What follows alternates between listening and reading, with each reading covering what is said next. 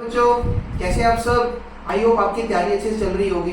बेटा CS executive दिसंबर 25 के लिए आईसीएसई ने आपको एक अच्छा गिफ्ट दिया है। आपको होगा सर ये गिफ्ट क्या है? बेटा ये दिवाली का गिफ्ट आपको क्या मिल रहा है? इसमें आपके कुछ चैप्टर ऐसे हैं जो आपको नहीं करने हैं।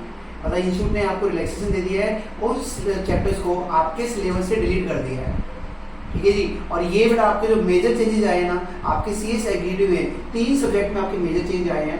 फर्स्ट वन JIGL, नंबर 2 कंपेलो और तीसरा बेटा पे ECIPL में आपके चेंजेस आए हैं। ठीक है, तो ये चेंजेस कहीं पे नोट कर लेना चाहिए, इट्स वेरी इंपॉर्टेंट। सबसे जो पहला चेंज आया है JIGL में चैप्टर नंबर 2 में कॉन्स्टिट्यूशन ऑफ इंडिया, और उसमें पूरा चैप्टर नहीं हटा है, उसमें से कुछ पार्ट कुछ टॉपिक हट गए हैं। जैसे उसमें लास्ट में एक टॉपिक आता था फाइनेंस बिल, पार्लियामेंट कमेटीज, तो ये टॉपिक आपका ऐसे रिमूव हो गया।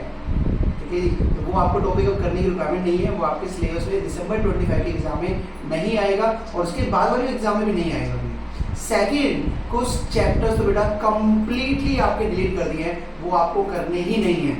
और बेटा कौन कौन से आएंगे? एक बेटा चैप्टर आएगा आपका specific relief act, chapter number 8 है ये आपका, जिसमें स्पेसिफिक रिलीफ एक्ट जो है, sorry chapter number 9 specific relief act वो डिलीट हो चुका है, वो आपको सीएस एग्जीक्यूटिव में जेएल में नहीं करना है। नेक्स्ट वन आपका जो इसके अलावा चैप्टर नंबर 11 आर्बिट्रेशन में मीडिएशन वाले जो रूल्स थे लास्ट के, पूरा चैप्टर नहीं हटा है, उसमें से मीडिएशन वाले रूल्स आपके डिलीट हो गए। ठीक है जी। अभी तक मैंने जो बताया कॉन्स्टिट्यूशन ऑफ इंडिया, आपके parliamentary committees, finance bill delete हो गया है। स्पेसिफिक रिलीफ एक्ट का 1963 का कंप्लीट चैप्टर डिलीट हो चुका है। तीसरा, आर्बिट्रेशन में कुछ टॉपिक डिलीट हुआ है, दैट इज की power to make rules and last में जो मीडिएशन रूल्स आते हैं वो आपके हटे हैं। ठीक है जी। और अब आ रहा है बेटा सबसे major changes, chapter number 12 Indian stamp act completely remove. Chapter number 13 registration act, और इसमें खाली ओनली रजिस्ट्रेशन एक्ट नहीं था, registration act plus transfer of property act completely remove, वो आपको करना ही नहीं है क्योंकि आपके सिलेबस से हट चुका है। एंड लास्ट वाला चैप्टर आपका जो जेएल में हटेगा, chapter number 17 sale of goods act 1913, तो ये सारे चैप्टर आपके रिमूव यहाँ पे हो चुके हैं।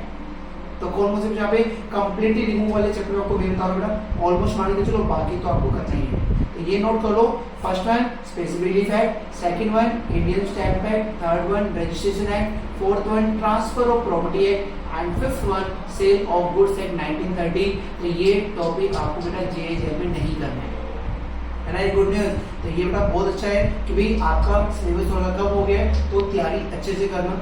सेकंड बेटा पे आता है कंप्लीट लॉ में, तो कंप्लीट लॉ ना बेटा ये जो चेंजेस यहाँ पे दिया है, चेंजेस में ये कहूंगा कि कुछ टॉपिक पर्टिकुलर टॉपिक आपके रिमूव भी किए गए हैं और एक पर्टिकुलर चैप्टर भी आपका रिमूव किया गया है, जिसमें बेटा कंप्लीट लॉ में आपका चैप्टर नंबर 10 में कंप्लीटली रिमूव नहीं है, उसमें oppression and mismanagement, class access suit, सिर्फ ये 2 टॉपिक आपके रिमूव किए गए हैं।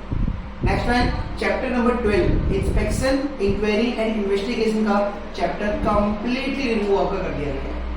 और एक लास्ट बेटा जो आपका कंप्लीट में चेंज किया गया है, चैप्टर नंबर 17 में बेटा चेंज किया गया है, जो चैप्टर आपका CSR कॉर्पोरेट सोशल रिस्पांसिबिलिटी, कुछ टॉपिक आपका एग्जीक्यूटिव में ही है अभी और कुछ टॉपिक आपका नेक्स्ट हटा दिया गया है, एग्जीक्यूटिव सिलेबस में नहीं है।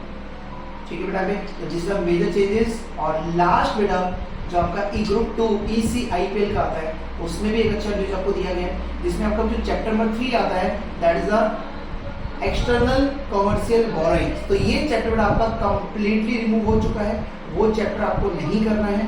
ठीक है जी, इवन कुछ भी नहीं आएगा उसके रिगार्डिंग। और सबसे इंपॉर्टेंट जो मेजर चीज आया है, chapter number 9 fugitive economic overheads and chapter number 10 that is the बेनामी ट्रांजैक्शंस। बेटा ये 2 चैप्टर वैसे तो रिमूव हो चुके हैं, बट इसकी एक छोटी सी समरी, मतलब लाइक रूल्स या ब्रीफ कुछ भी समथिंग समरी आपसे पूछ सकता है ये, तो ये आपका बेटा सिर्फ आपका चैप्टर नंबर 8 मनी लॉन्ड्रिंग में बाद में कवर करेगा, बट आप जब भी पढ़ोगे चैप्टर नंबर 9 और 10 उसकी एक छोटी सी समरी पढ़ लेना। और ECB तो बिल्कुल भी पढ़ने की जरूरत नहीं है, चैप्टर नंबर 3 आपका होगा। तो है ना बेटा यहाँ पे, तो ये आपकी जो तैयारी के लिए बहुत मोस्ट इंपोर्टेंट स्टेप था, तो आपको ये तो ध्यान रखना है। And all the best for exam.